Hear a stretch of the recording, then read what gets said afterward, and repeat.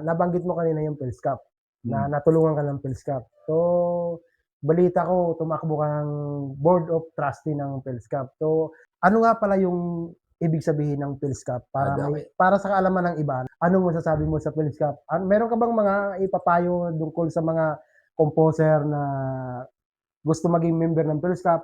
Doon muna tayo sa PhilSCAP, Filipino Society of Composers, Authors, and Publishers. Samahan po yan ng mga kompositor, ng mga awit. Yan yung ibig sabihin ng PhilSCAP. Member po kami dalawa dyan ni KJ at yung marami pang composers. Kami po ay nagpoprotekta ng mga karapatan at mga copyrights. Lahat ng awit namin, pag yun yung ginagamit, kahit paano, kailangan nyo magbayad sa amin.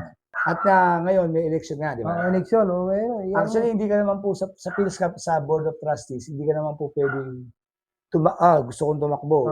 Wala. I-declare mo yung sarili mo para sa Hindi. election, di ba? Kailangan ma-nominate ka. For the second time around, nung una, natalo rin ako eh. Pangalawang takbo mo na to ngayon. Na-nominate na naman ako. Ako naman, katwiran ko kasi, may nagtitiwala sa aking mga membro, kaya dino-nominate nila ako. Tinanggap ko ulit.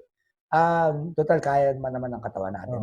Not unless na talagang sakitin na. At saka deserve naman ni Kuya Charlie na maging isang board of trustee ng PhilSCAP kasi Salamat. marami na siyang napatunayan.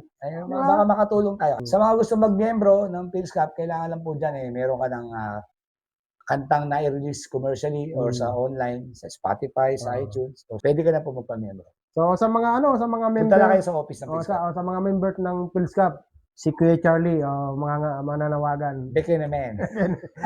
Nakampanyang bigla. Ibuto niyo si Kuya Charlie na. Salamat po. Sana mapagbigyan tayo. At ako rin pala. Sana mabigyan tayo ng pagkakataon.